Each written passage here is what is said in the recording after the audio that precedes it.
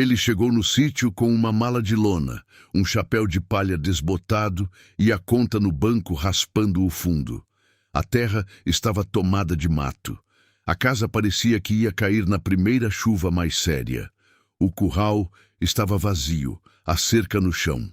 E o silêncio que pousava ali era do tipo que pesa, que desce pelos ombros e fica.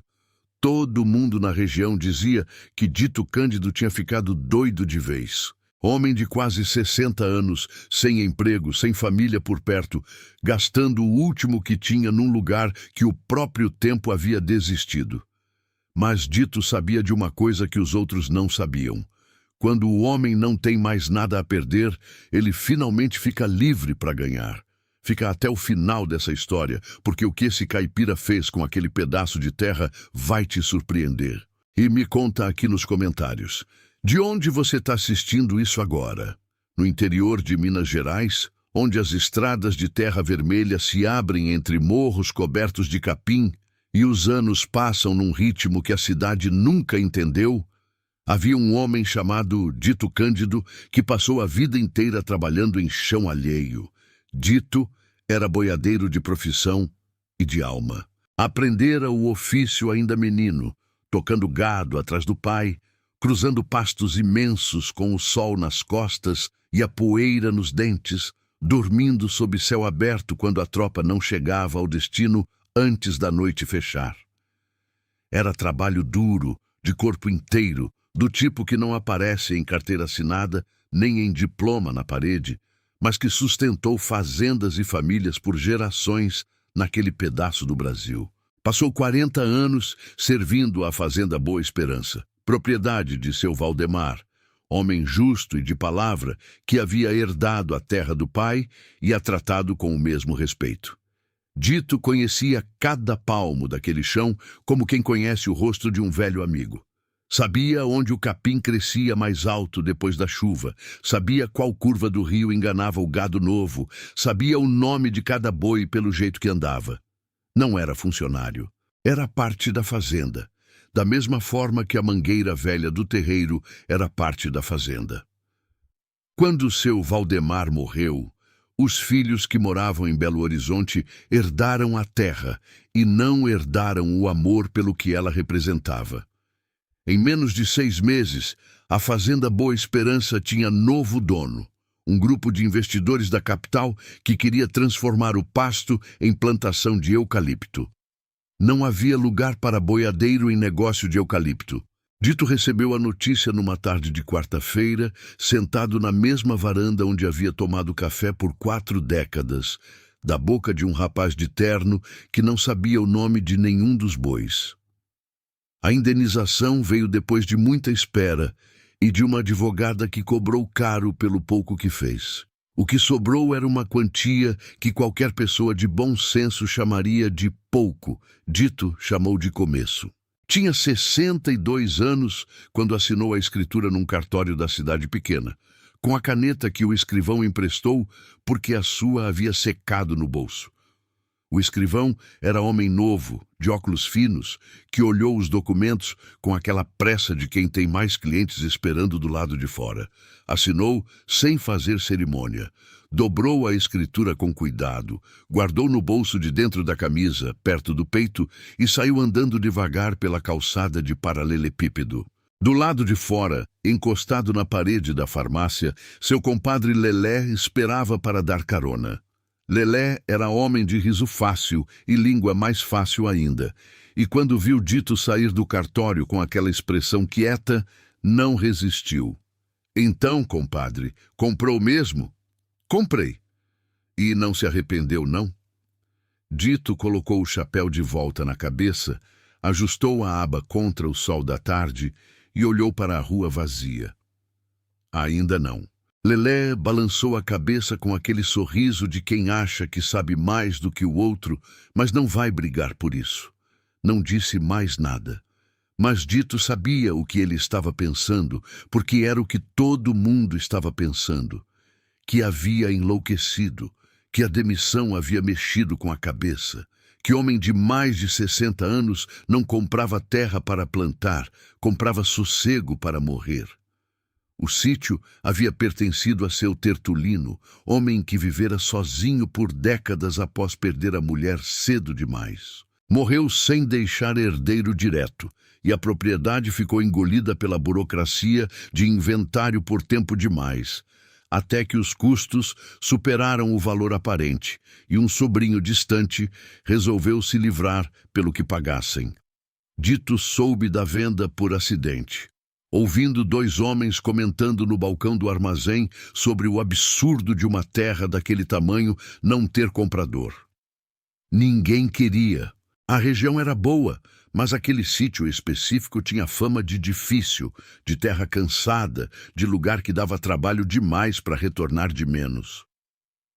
Dito ouviu a descrição em silêncio, terminou o café, pagou e foi embora. Mas a imagem ficou. Terra que ninguém quer, num lugar que o tempo esqueceu. Por alguma razão que ele não saberia explicar direito, aquilo chegou num ponto fundo nele e não saiu mais. A viagem até o sítio foi de carona, num caminhão de areia, estrada de terra. Meia hora de poeira vermelha levantando em nuvem densa a cada buraco. O motorista era homem calado, de rádio ligado baixinho, tocando sertanejo antigo. Deixou Dito na entrada de um caminho coberto de mato dos dois lados, apontou com o queixo e foi embora. Dito desceu com a mala de lona e o saco de mantimentos que havia trazido. Ficou parado um instante, ouvindo o barulho do caminhão sumir na distância. Quando o motor se calou de vez, o silêncio que tomou o lugar tinha peso. Era o silêncio de terra que ficou muito tempo sem gente. Caminhou pelo trecho de chão batido até avistar a construção. A primeira vista foi honesta, sem enfeite. A casa era de adobe, paredes grossas que o tempo havia descascado em tantos lugares que o barro aparecia embaixo como osso sob pele velha. O telhado de telha-canal havia cedido num canto, e pela abertura que ficou o vento havia entrado por anos carregando folhas e gravetos. A cerca do terreiro estava no chão em 3 pontos diferentes. O mato havia tomado tudo com aquela silenciosa determinação que a natureza tem quando percebe que o homem foi embora. Dito pousou a mala no chão. Ficou olhando por um tempo, sem pressa, sem drama. Não era homem de lamentação pública. Era homem de conta silenciosa. Do tipo que some dentro de si por 1 minuto, pesa tudo que tem contra tudo que falta, e depois ergue a cabeça e começa. Pegou a mala de volta e foi andando em direção à porta. Foi então que ouviu o som. Não era som de bicho selvagem. Era um som mais velho, mais manso, que qualquer tropeiro do interior reconhece antes mesmo de processar com a cabeça. Um resfolego lento, seguido de um bater de casco no chão seco. Dito dobrou a esquina da casa e parou. No que havia sido o pátio dos fundos, numa área semi-aberta onde o mato era mais ralo, parado com a mesma paciência monumental que burro tem, havia um animal. Velho, pelo baio desbotado nas pontas, a crina despenteada, os olhos meio cerrados contra o sol da tarde. Estava magro do jeito que bicho fica quando ninguém cuida, mas estava de pé, firme, com aquela teimosia silenciosa que é a marca registrada da espécie. O animal virou a cabeça na direção de Dito com aquela calma de quem não se surpreende fácil. Olhou. Não fugiu. Dito ficou parado também, olhando de volta. Havia algo quase absurdo naquela cena. Um burro que ninguém tinha levado, num sítio que ninguém queria, olhando para um homem que todo mundo achava que tinha ficado doido. Os dois sozinhos naquele silêncio de terra esquecida. Dito colocou a mala no chão pela segunda vez, tirou o chapéu, passou o braço no suor da testa e voltou a colocar. Deu 2 passos lentos na direção do animal. O burro não recuou, apenas ficou, observando com aqueles olhos grandes e fundos que têm uma tristeza calma que parece humana demais para ser ignorada. Caju, disse Dito em voz baixa, sem saber direito por quê. O nome saiu antes do pensamento, como o nome certo costuma sair. O burro mexeu uma orelha. Era um começo. Dentro da casa, o cheiro era de tempo parado, de coisa que ninguém havia respirado faz muito. O chão de tábua grossa rangia em 2 pontos. As janelas estavam travadas com pedaços de ripa presos na madeira inchada pela umidade dos anos. E numa parede do cômodo principal havia uma mancha escura de infiltração que descia do teto como sombra de chuva antiga. Havia uma mesa de madeira pesada no centro, do tipo que dura gerações, 2 bancos tortos, um fogão de lenha encostado na parede dos fundos com as chapas enferrujadas, mas ainda firmes, e num canto, um catre de madeira com um colchão de capim dobrado em cima que cheirava a fechado de longe. Dito foi até a janela maior, puxou a ripa com força até ceder, empurrou a madeira. A janela abriu rangendo e a luz da tarde entrou de uma vez, larga e dourada, mudando o cômodo inteiro. O que havia parecido escuro e acabado ganhou outra feição com a luz. Ainda era trabalho, mas era trabalho possível. Passou a primeira noite no catre, com o colchão de capim embaixo do corpo e a janela aberta para o vento morno que entrava carregando cheiro de terra seca e mato. O telhado partido deixava aparecer um pedaço de céu pelo canto, e as estrelas que couberam naquele quadrado eram mais do que ele esperava encontrar. Ficou olhando por um tempo sem pensar em nada específico, apenas deixando o peso do dia assentar nos ossos, ouvindo o silêncio da roça se organizar ao redor. O canto de grilo longe, o vento mexendo nos galhos, Caju se mexendo lá fora com aquele bater de casco calmo de quem está onde precisa estar. Antes de dormir, um pensamento passou com clareza, sem drama e sem medo. Ninguém ia fazer aquilo por ele, nem os filhos que estavam em São Paulo vivendo a vida que escolheram, nem o destino que havia sido tão pouco generoso. Teria que ser ele, só ele, e aquele burro velho que havia decidido ficar muito antes de Dito aparecer. Por alguma razão que ainda não sabia explicar direito, aquilo não o assustava. Parecia, estranhamente, um alívio. Na manhã seguinte, acordou antes do sol e foi trabalhar. Os primeiros dias foram de descoberta e cansaço do bom.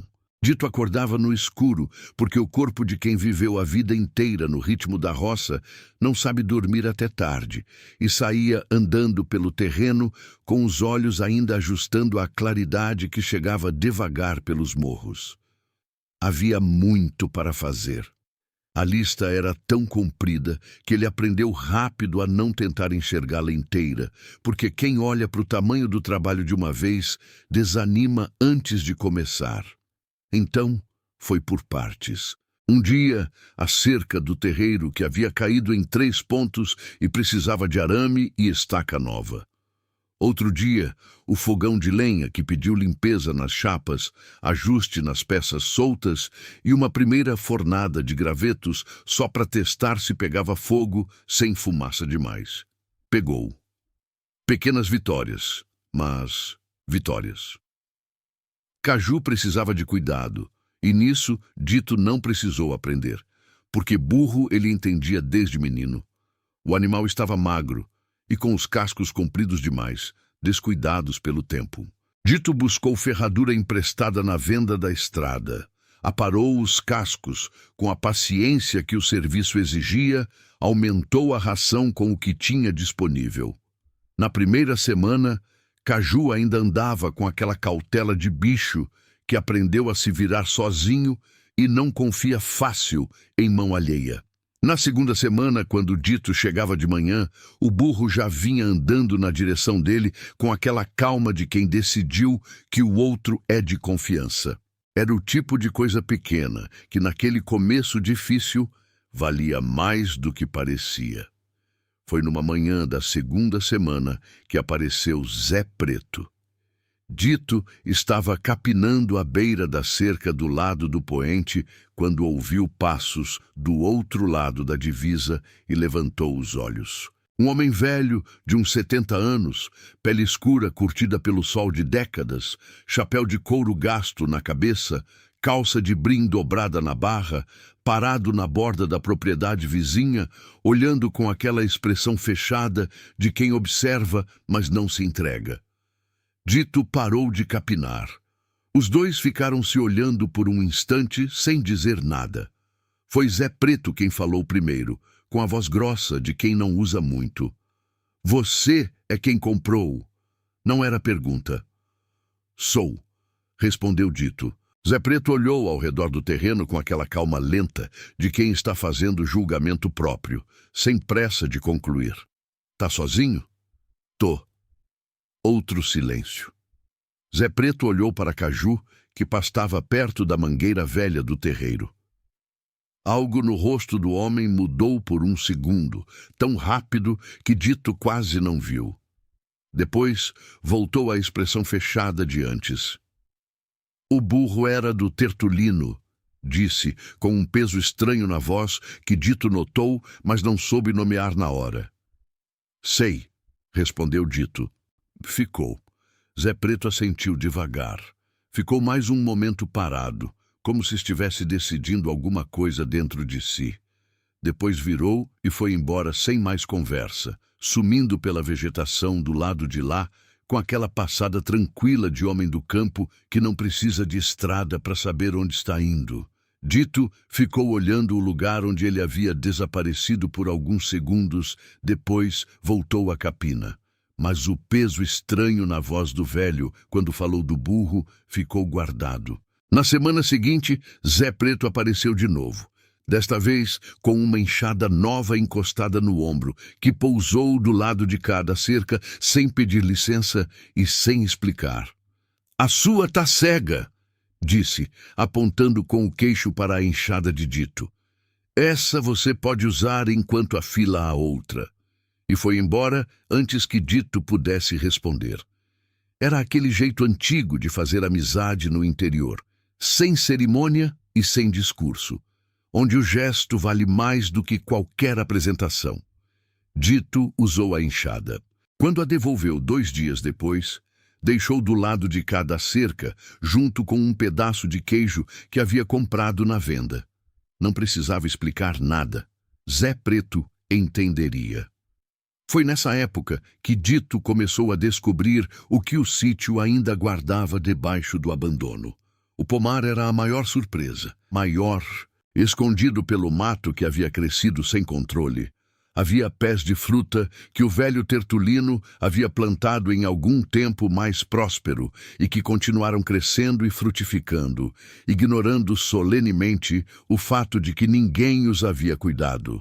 Jabuticabeira grossa e retorcida, carregada de fruta roxa que escurecia o tronco inteiro. 2 pés de manga-espada, altos, com os galhos abertos em todas as direções. Um pé de limão-cravo que cheirava a longe. Uma figueira que havia tomado mais espaço do que devia e parecia orgulhosa disso. Dito ficou parado no meio daquele pomar, redescoberto por um bom tempo, olhando ao redor com uma expressão que não era euforia nem alívio, mas algo mais quieto e mais fundo. Era como se a terra estivesse dizendo que havia esperado, que havia guardado aquilo para alguém que viesse com intenção de verdade. Começou a limpar o entorno dos pés de fruta com cuidado, abrindo espaço sem tirar o que estava crescendo, deixando a luz entrar. Caju ficava por perto nesses momentos, pastando devagar entre os pés de manga com aquela paciência bovina de burro velho, que aprendeu que a vida tem um ritmo e não adianta brigar com ele. Foi então que apareceu Toninho. Era um menino de uns 9 anos, miúdo, de cabelo despenteado e pé no chão, que surgiu uma tarde parado na beira da cerca, com os olhos arregalados na direção de Caju.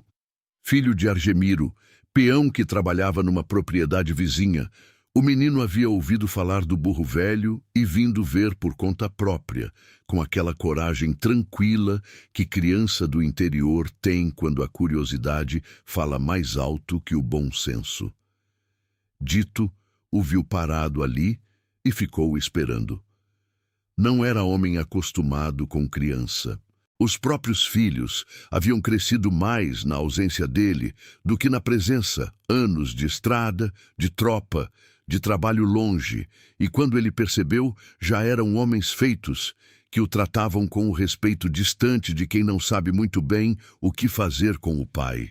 Não sabia o jeito certo de falar com o menino, mas também não era homem de enxotar. "Quer chegar perto?" chamou, apontando para Caju. O menino entrou sem precisar de segundo convite. Ficou parado do lado do burro, com aquela reverência silenciosa que criança tem diante de animal grande. E Caju ficou quieto, deixando as mãos pequenas tocarem o pelo do pescoço com aquela paciência que havia se tornado marca do animal. Dito observou os dois de longe e sentiu algo que não sabia nomear, quente e um pouco doído ao mesmo tempo. Toninho voltou no dia seguinte, e no outro. Não havia acordo, não havia convite formal. Havia apenas o jeito natural das coisas, quando uma criança encontra um lugar onde se sente bem. Ele ajudava no que conseguia, carregava balde, afastava galho, ficava do lado de Caju enquanto Dito trabalhava perto. E Dito foi descobrindo que a presença do menino mudava alguma coisa no ritmo do dia. Não era fácil desanimar na frente de criança. Havia aqueles olhos observando, aprendendo, confiando, e Dito descobriu que ser necessário para alguém é um dos combustíveis mais fortes que existem. Foi numa dessas tardes, enquanto Dito limpava o pomar com Toninho do lado, que Zé Preto apareceu novamente. Dessa vez ficou do lado de cada cerca, sem ser chamado. Ficou em silêncio por um tempo observando o trabalho. E então disse, com aquela voz de quem está abrindo uma porta que manteve fechada por tempo demais: "O Tertulino era meu compadre. 40 anos de cerca dividida." Dito parou de trabalhar. Esperou. "Homem bom", continuou Zé Preto, olhando para a jabuticabeira como se estivesse olhando para outra época. "Plantou cada pé desse com as próprias mãos. Dizia que fruta boa não se guarda, se oferece." Ficou um silêncio entre os dois que não era vazio. Era do tipo que guarda coisa dentro. "Por que você não comprou quando foi à venda?" perguntou Dito, com cuidado. Zé Preto virou o olhar para ele. Havia algo ali que Dito não conseguia ler ainda. "Porque quem queria que eu comprasse era seu Aníbal", disse o velho em voz baixa. "E quando seu Aníbal quer que você faça alguma coisa, é porque tem vantagem para ele nisso." Dito ficou quieto, esperando mais. Mas Zé Preto não deu mais naquele dia. Pegou o chapéu, assentou na cabeça e foi andando de volta para casa dele com aquela passada tranquila de sempre. Dito ficou onde estava, a enxada na mão, olhando na direção que o velho havia ido. O nome que havia ouvido pela primeira vez ficou ecoando com um peso que ainda não entendia direito. Seu Aníbal. Naquela noite, antes de apagar o lampião, Dito abriu o caderninho surrado que carregava na mala, onde anotava conta de compra e observações sobre o terreno. Pegou o lápis curto guardado no bolso e escreveu uma linha só, no alto da primeira página em branco. Escreveu: "Terra que eu suei para ter, suado vou defender." Fechou o caderno, apagou o lampião e ficou ouvindo Caju mastigar devagar lá fora, o som lento e constante de quem está bem onde está. O nome de seu Aníbal chegou inteiro pela boca de Dona Sirlene, mulher que vendia pão de queijo e mantimento na venda da estrada, numa tarde em que Dito foi buscar sal e farinha. Era mulher de meia-idade, de avental florido e voz que carregava notícia como quem carrega água, com cuidado de não derramar antes da hora certa. Baixou a voz antes de falar, como quem tem o hábito de medir palavra em lugar onde o vento escuta. "Seu Aníbal tá de olho no seu sítio, seu Dito." Dito colocou o sal em cima do balcão e ficou esperando o resto. Dona Sirlene olhou para os lados antes de continuar. "Fazendeiro grande da região. Terra dele faz divisa com a sua pelo lado do nascente. Homem de posses, de influência, de poucos escrúpulos quando quer alguma coisa." Ela pausou. arrumando o avental sem necessidade, como faz quem precisa de um segundo antes de chegar no ponto. A nascente que brota no fundo do seu terreno alimenta o córrego que passa pela propriedade dele. Se aquela terra começar a produzir de verdade, ela valoriza tudo ao redor. E seu Aníbal não gosta que outro valorize o que ele ainda não comprou. Dito voltou para o sítio com o sal, a farinha e aquela informação pesando igual a uma pedra dentro do peito. Olhou o terreno com outros olhos, como se a paisagem tivesse ganhado uma camada nova, sem que nada tivesse mudado de fato. O pomar estava lá. Caju pastava devagar perto da figueira. Os canteiros que havia aberto na semana anterior esperavam quietos pela primeira semente. Tudo igual, mas a sombra estava ali. E Dito sabia, de experiência longa com a vida, que sombra que aparece uma vez não costuma sumir sozinha. Não demorou muito para seu Aníbal aparecer pessoalmente. Foi numa manhã de sábado. Dito estava consertando a porteira do curral quando ouviu o motor e viu a caminhonete branca parar na beira da propriedade. Desceu um homem grande, de uns 60 anos bem conservados, chapéu de feltro escuro, camisa de botão com as mangas dobradas até o cotovelo, cinto de couro com fivela de prata, jeito de quem está acostumado a ser o maior na sala, mesmo quando está do lado de fora dela. Ficou parado além da cerca, olhando ao redor com aquela calma de quem não precisa entrar para já se sentir dono. Dito largou a ferramenta e ficou esperando. Seu Aníbal tirou o chapéu, passou a mão no cabelo úmido de suor, tornou a colocar. A voz saiu grave e pausada, do tipo que não levanta porque não precisa. Disse que havia sabido que Dito estava limpando o pomar e que achava bonito o esforço. Mas que aquela terra tinha histórico de não sustentar cultivo sério, que o solo era fraco no fundo, que ele mesmo havia tentado comprar o sítio do espólio antes de Dito e que o sobrinho do Tertulino havia pedido mais do que o terreno valia. Que a proposta ainda estava de pé, que ele pagava um preço justo, melhor do que Dito conseguiria de qualquer outro comprador da região.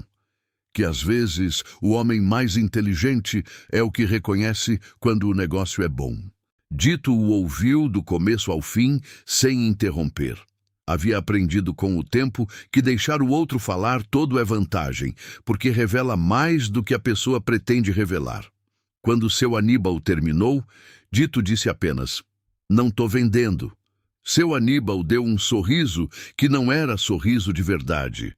Era a expressão que homem acostumado a ter razão faz quando acha que o outro ainda não entendeu a situação direito. "Pensa bem", disse. "Teimosia às vezes custa mais caro do que parece." Subiu na caminhonete e foi embora levantando poeira. Dito ficou parado com a ferramenta na mão, olhando o veículo sumir na curva. Sentiu aquela raiva velha se acender no peito. Não a raiva que grita, a outra, a que endurece. Entrou em casa, foi até a mala, tirou a escritura dobrada no pano de algodão que usava para guardar o que não podia perder.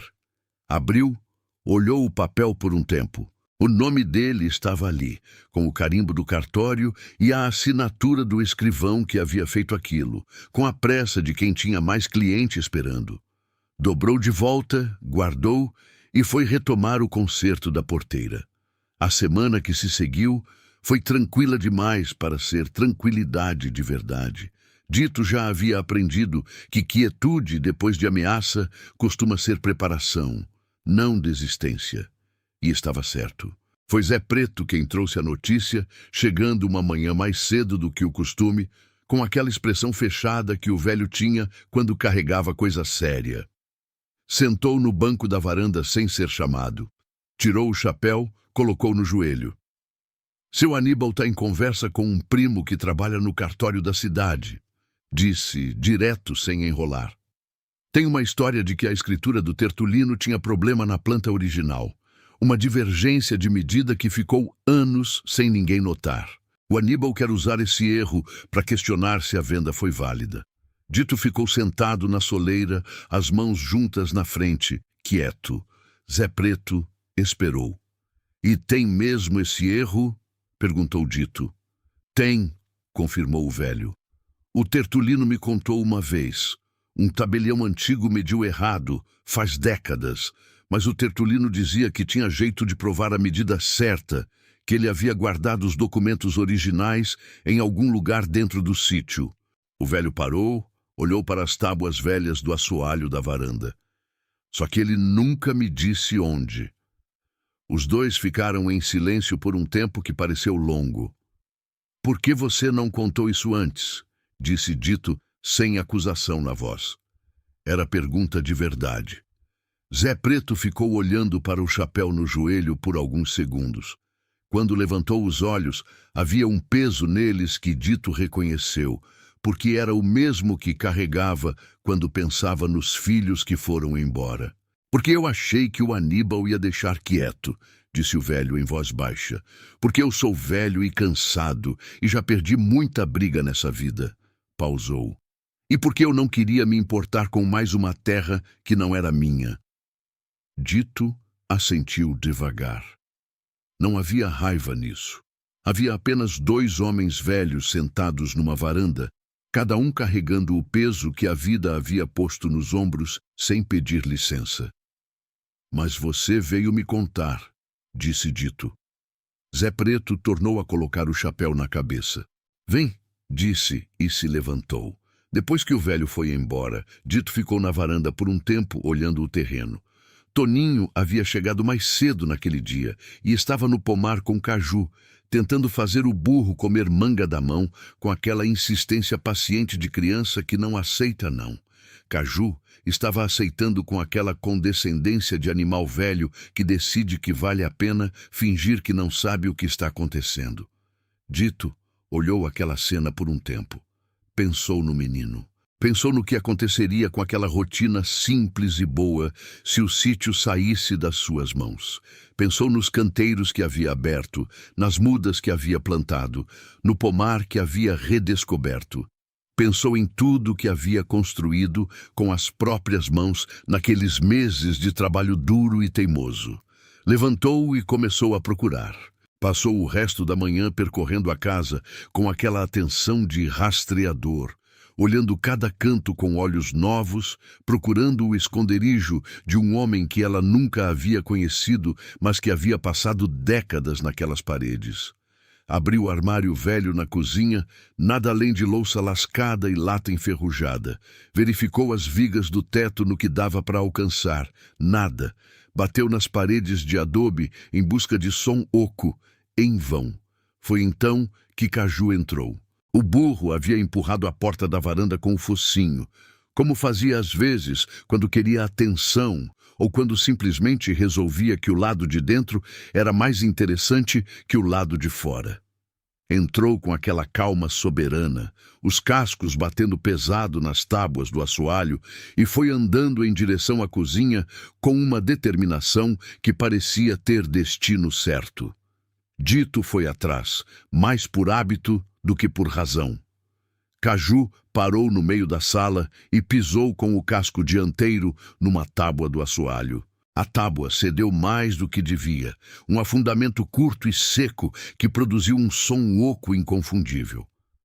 O burro levantou o casco, olhou para o chão com aquela expressão serena de sempre e ficou. Dito ficou olhando para a tábua por um segundo. Ajoelhou. Passou os dedos pela borda da tábua, sentiu a folga, puxou. A madeira veio com resistência, soltando uma baforada de ar parado e cheiro de terra. Embaixo havia um vão pequeno, escavado no chão de terra batida, do tamanho de uma caixa de sapato. E dentro do vão, embrulhada num pedaço de encerado amarelado pelo tempo, havia uma lata de mantimento enferrujada, fechada com arame enrolado por cima. O coração de Dito acelerou de um jeito que ele não sentia faz muito tempo. Pegou a lata com as duas mãos. Era pesada do jeito certo, do peso de coisa com substância dentro. Desamarrou o arame devagar, com aquele cuidado de quem sabe que a pressa nesses momentos é inimiga. A tampa estava enferrujada nas bordas, mas abriu com pressão, soltando um cheiro de papel velho e ar fechado que não respirava faz décadas. Dentro havia documentos dobrados com cuidado, escrituras antigas com a data de décadas atrás, a planta original da propriedade desenhada à mão, com medidas detalhadas, com assinatura de tabelião e testemunhas. Tudo protegido pelo encerado que havia feito seu trabalho de guardar melhor do que se poderia esperar. E por cima de tudo, uma carta dobrada em 4, escrita com letra grande e firme, endereçada a ninguém em específico. Dito desdobrou com cuidado. Começava assim: se você achou isso, é porque teve paciência e teve fé. Essa terra foi medida certa desde o começo. O erro foi do tabelião bêbado que veio depois. Os documentos aqui dentro dizem a verdade. Cuida bem desse lugar, ele cuida de volta.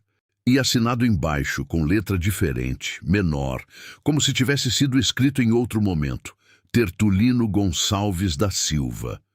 Dito ficou com a carta nas mãos por um tempo longo.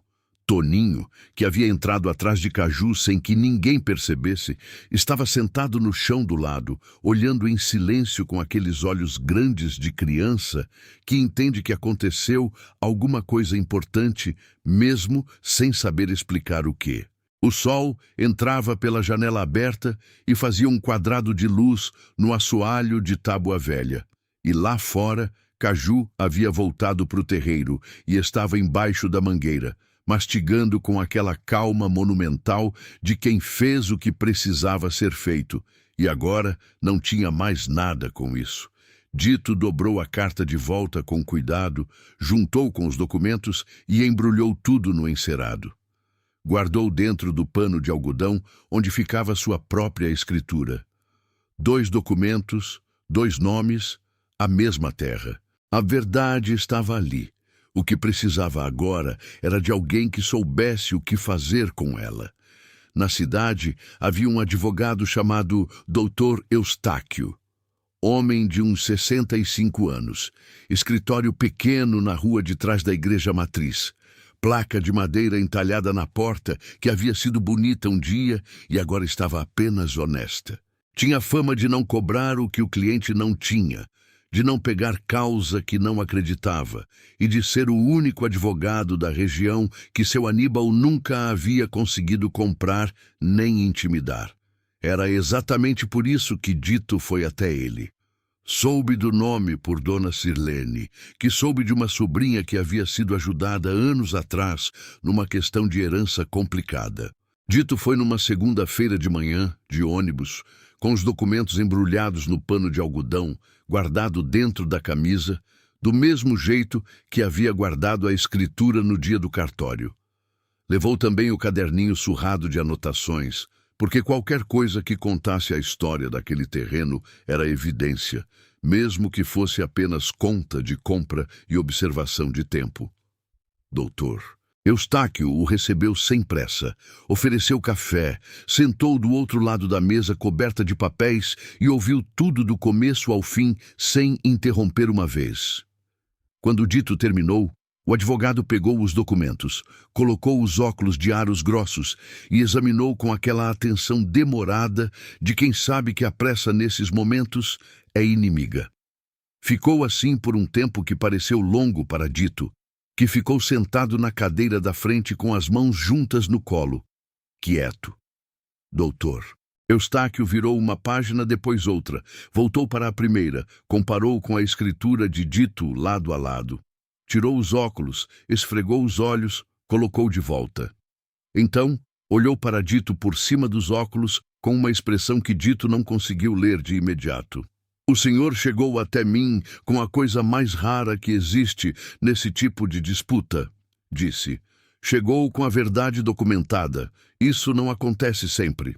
Dito perguntou se era suficiente. O advogado respondeu que suficiente dependia do que o outro lado pretendia fazer, mas que como base de defesa era sólido. Que o erro na planta existia de fato, havia sido cometido décadas atrás por descuido do tabelião da época, mas que os documentos encontrados embaixo do assoalho eram anteriores a esse erro e mostravam as medidas corretas com clareza. Que havia jurisprudência firme para esse tipo de caso, que ele precisava de alguns dias para preparar, mas que quando estivesse pronto, estaria pronto de verdade. Dito perguntou sobre o pagamento. Dr. Eustáquio olhou para ele por um momento. Depois olhou para os documentos. Depois voltou para ele. O senhor paga quando o caso for resolvido, disse, e paga o que puder.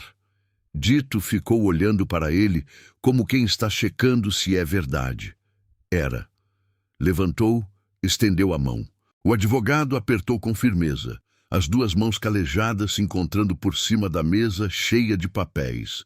E havia algo naquele aperto que valia mais do que qualquer contrato escrito.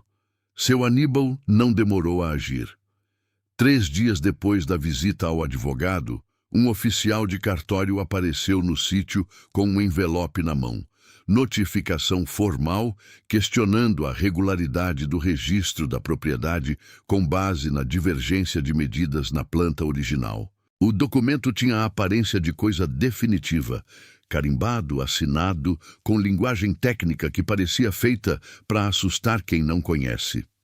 O oficial era rapaz novo, de expressão constrangida, que entregou o envelope sem olhar nos olhos e foi embora rápido. Dito leu o documento em pé no terreiro, Caju parado atrás dele como sempre, olhando por cima do ombro com aquela curiosidade serena. Dobrou o papel, entrou em casa e mandou recado para doutor Eustáquio pelo filho de Dona Sirlene, que havia passado pela estrada de bicicleta. O que se seguiu foram semanas de espera e de trabalho lado a lado. Dito aprendeu que processo no interior andava no ritmo que andava e que a melhor coisa que podia fazer enquanto esperava era não parar. Então não parou. O pomar estava numa fase boa. A jabuticabeira havia entrado em safra e os frutos roxos cobriam o tronco e os galhos em cachos densos, do tipo que faz a boca encher d'água só de olhar. Dito começou a colher e a vender na venda da estrada, e Dona Sirlene aceitou receber em consignação, pagando depois do que vendesse. A manga-espada havia amadurecido, e as primeiras caixas foram levadas por um comprador de cidade pequena que passava pela estrada toda semana. Não era dinheiro grande, era pouco, mas era constante, e constante valia mais do que muito quando a situação era de começo. Zé Preto começou a aparecer com mais frequência. Vinha de manhã cedo, sem aviso, com ferramenta no ombro e trabalhava o dia inteiro do lado de Dito sem fazer discurso. Havia algo naquilo que Dito precisou de tempo para nomear. Era a amizade do tipo que o interior forja, sem abraço e sem declaração, construída em silêncio compartilhado e trabalho junto, mais sólida do que qualquer coisa que se anuncia. Numa tarde, enquanto os dois consertavam o telhado da casa, Zé Preto falou sem olhar de cima da cumeeira. O Tertulino não tinha filho, disse. A mulher morreu cedo. Ele ficou aqui sozinho por 30 anos, cuidando dessa terra como se ela fosse família. Pausou, batendo telha no lugar. Quando eu vi você chegar aqui do mesmo jeito que ele chegou, sozinho, com aquela cara de quem foi deixado para trás, eu pensei que ele havia mandado. Dito não respondeu de imediato. Ficou olhando o horizonte por um tempo, a tarde dourada nos morros ao longe. Os meus filhos foram embora, disse devagar, como quem abre porta que estava trancada faz tempo. O mais velho foi para São Paulo quando tinha 18 anos. O caçula foi logo depois. Eu estava sempre na estrada, na tropa, no trabalho. Quando eu estava em casa, não sabia como ficar.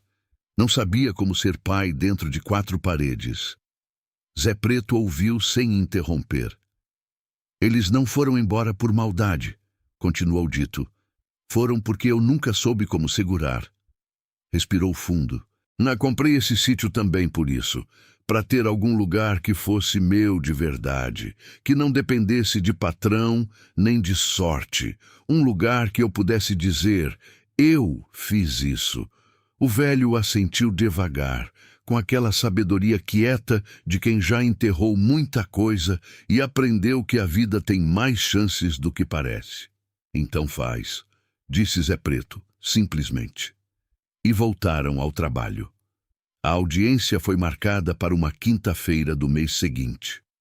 Doutor Eustáquio havia protocolado a defesa com os documentos originais e pedido perícia nos registros do cartório para confirmar a autenticidade. O laudo voltou positivo. Os documentos eram genuínos, anteriores ao erro de medição, e mostravam as divisas corretas com precisão. O perito havia anotado que o tipo de papel e a composição da tinta eram consistentes com a época indicada e que não havia sinal de adulteração. Mas havia mais. Entre os documentos da lata, havia um registro que Dr. Eustáquio havia identificado com aquela atenção demorada de quem lê o que está nas entrelinhas. Um termo antigo, assinado por 3 proprietários da região décadas atrás, declarando a nascente que brotava no fundo do terreno como bem de uso comunitário, garantindo acesso à água para as propriedades vizinhas. Seu Aníbal sabia desse documento. Era exatamente por isso que queria a terra, para enterrar aquele registro de vez e privatizar a água que já usava como se fosse só dele. Dito chegou ao fórum de calça de brim limpa, camisa de botão aberta no pescoço, o chapéu de palha segurado na mão. As mãos calejadas visíveis sobre o joelho, quietas. Dr. Eustáquio estava ao lado dele com a pasta de documentos organizada, com aquele cuidado metódico de quem sabe que o detalhe faz diferença. Seu Aníbal chegou do outro lado, com advogado de cidade grande, terno novo, expressão de quem está acostumado a que as coisas se resolvam ao seu favor. Não olhou para Dito. Dito olhou para ele. O juiz era homem de uns 50 anos, voz pausada, que leu os documentos com atenção e fez perguntas precisas para os dois lados. O advogado de seu Aníbal argumentou com base no erro da planta, insistindo que a divergência invalidava o registro. Dr. Eustáquio respondeu apresentando as escrituras originais do Tertulino, o laudo pericial e a linha de continuidade documental que provava que a terra havia sido comprada de boa-fé com base em registros legítimos. Disse que o erro era do tabelião da época, não do proprietário, e que a lei era clara quanto à proteção do comprador de boa-fé nesses casos. Então, apresentou o termo de uso comunitário da nascente. O advogado de seu Aníbal ficou em silêncio por um segundo, que disse mais do que qualquer argumento. O juiz pediu 1 semana para deliberar. Aquela semana foi a mais comprida que Dito havia vivido desde a demissão. Trabalhou mais do que o corpo pedia para não deixar a cabeça ficar parada. Plantou mais uma leva de mudas perto do pomar. Consertou o assoalho da varanda, colocando tábua nova no lugar da que caju havia afundado, guardando a lembrança do que aquela tábua havia revelado. Zé Preto percebeu o estado de Dito e não perguntou nada, apenas ficou mais presente, chegando mais cedo e indo mais tarde. Toninho vinha todos os dias e havia desenvolvido uma teoria própria de que caju entendia português, o que o burro nem confirmava nem desmentava, com a diplomacia característica da espécie. Na sexta-feira da semana seguinte, Dr. Eustáquio mandou recado pelo filho de Dona Sirlene. Dito estava no pomar quando o menino chegou correndo pela estrada de terra. A mensagem era curta. A sentença havia saído. A propriedade era dele, por direito pleno, sem contestação. O questionamento havia sido arquivado. Seu Aníbal teria 30 dias para regularizar o acesso à nascente, garantindo o uso comunitário conforme o termo original, sob pena de multa e resposta judicial. Dito ficou parado no meio do pomar, com as mãos ao lado do corpo por um tempo que não soube medir. O menino ficou olhando, esperando alguma reação grande. Ela não veio. Dito olhou ao redor devagar, para a jabuticabeira carregada, para a mangueira aberta no céu. Para Caju, que pastava perto da figueira com aquela indiferença real de quem nunca duvidou que ia ficar bem. Para o terreno que havia limpado palmo a palmo com as próprias mãos. Sentiu uma coisa que era difícil de nomear, porque não era euforia e não era alívio. Era mais fundo que os dois. Era a sensação de que havia apostado no único lugar que tinha e o lugar havia respondido. Agradeceu o menino, mandou de volta com um cacho de jabuticaba que havia colhido mais cedo e foi até o fundo do terreno. Ficou parado na beira da nascente por um tempo, ouvindo a água brotar entre as pedras com aquele som de coisa que não para, que está ali antes de qualquer um e vai estar depois de todos. Pensou nos filhos, como pensava todo dia, mas dessa vez sem aquela dor que fecha o peito. Pensou que havia um lugar agora, um endereço, algo que ele havia feito com as próprias mãos, que existia no mundo e era seu. 3 semanas depois da sentença, numa tarde de domingo com céu aberto e cheiro de terra molhada de chuva recente, Dito ouviu um motor que não reconheceu parar na entrada do sítio. Levantou os olhos de onde estava, no pomar, e viu um homem jovem descer de um carro velho e ficar parado olhando ao redor com aquela expressão de quem está reconhecendo um lugar que nunca viu, mas que foi descrito tantas vezes que parece familiar. Era Marcos, o filho mais velho. Dito ficou parado onde estava. Marcos caminhou pelo terreiro devagar, olhando a casa consertada, os canteiros, o pomar. Parou quando avistou o pai entre os pés de manga, com a enxada na mão e o chapéu de palha na cabeça. Os dois ficaram se olhando por um momento sem dizer nada. Havia décadas de ausência entre eles, de telefonemas curtos e visitas que nunca aconteciam, de um silêncio que havia crescido devagar como mato, sem que nenhum dos dois soubesse exatamente quando havia começado. Havia culpa dos dois lados, a de pai que não estava e a de filho que foi sem olhar para trás. Mas havia também aquela tarde de sol, aquele sítio de pé, aquele cheiro de fruta madura no ar. Soube que o senhor ganhou uma briga, disse Marcos, com a voz um pouco embargada que ele tentou disfarçar e não conseguiu de todo. Soube, confirmou Dito. Marcos olhou ao redor de novo, como se precisasse de mais um segundo antes de continuar. Vim ver, disse. Pausou. E vim ficar, se o senhor quiser. Dito ficou com aquela frase por um tempo. Caju, que havia se aproximado devagar com aquela curiosidade discreta de sempre, parou do lado e ficou olhando o jovem com a mesma avaliação calma com que havia olhado Dito meses antes. Tem trabalho de sobra, disse Dito por fim. Não era declaração de amor, não era discurso de reconciliação, era convite de homem do interior, onde o que importa não é o que se diz, mas o que se faz lado a lado. Marcos assentiu, pegou a mochila do carro e entrou. Numa tarde de domingo de céu aberto, semanas depois, Dito sentou debaixo da mangueira velha do terreiro com uma caneca de café e ficou olhando o sítio. A casa havia sido consertada aos poucos, telhado inteiro, paredes com reboco novo, janela com vidro comprado quando o dinheiro permitiu pela primeira vez. O terreiro estava limpo, o pomar produzia, Caju pastava devagar perto da figueira com aquela dignidade de animal que sobreviveu ao abandono, e sabe disso. Zé Preto estava sentado no outro banco, tomando café também, em silêncio, como era o jeito deles. Marcos trabalhava no fundo do terreno, consertando a cerca nova. Toninho estava do lado de Caju, como sempre. Dito tomou o café devagar, sem pressa, olhando cada coisa.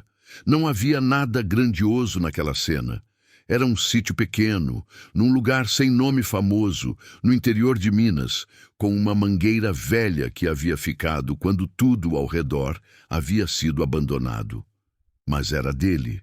Cada palmo havia sido ganho com trabalho, com teimosia e com a ajuda de gente simples que havia aparecido quando precisava, que é como a maioria das coisas boas aparece na vida. Havia chegado ali com uma mala de lona, uma escritura e a decisão de não desistir. E a terra havia respondido, como terra boa responde quando alguém acredita nela com seriedade. Pensou no Tertulino, que havia guardado aqueles documentos embaixo do assoalho, como quem deixa presente para quem ainda não chegou. Pensou em Zé Preto, que havia demorado, mas havia chegado. Pensou em Toninho, que havia aprendido a plantar feijão entre as fileiras do pomar. Pensou em Marcos, lá no fundo, consertando cerca com as mãos que eram iguais às suas, e ficou ali, debaixo da mangueira antiga, tomando café no fim de tarde, enquanto a luz dourava tudo. Era o suficiente. Era mais do que o suficiente.